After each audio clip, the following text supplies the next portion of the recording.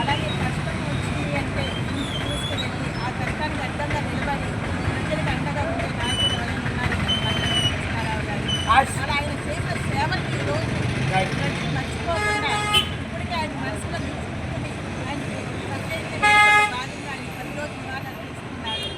మండల వెంకటకృష్ణారావు గారు చేసిన పనులను గుర్తించుకోవాల్సిన అవసరం ఎంతైనా ఉంది.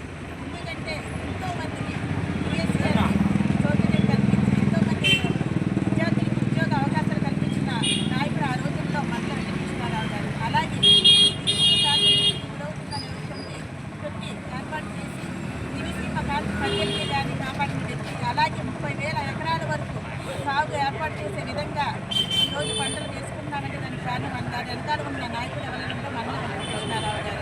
ఇలా ఆయన గురించి చెప్పుకుంటూ పోతే చెప్పిన విషయాలకు సంబంధించి జరిగిన విషయంలో కూడా సమయంలో ఎవరు వెళ్ళలేని స్థితిలో కూడా ఆయన ముందుకు వెళ్ళి ప్రజలకు నేను తోడుగా ఉంటాను, ప్రజలు నేను కాపాడుకుంటానని చెప్పి ముందుకు వెళ్ళి సంవత్సరంగా సేవలు చేస్తూ ఢిల్లీ నుంచి గల్లీ వరకు ప్రతి ఒక్క నాయకుడిని దివిసీమ వైపు వచ్చేలా చేసిన గొప్ప నాయకుడు ఏమైనా ఉన్నారంటే అలాంటి మండల వెంకటకృష్ణారావు గారు.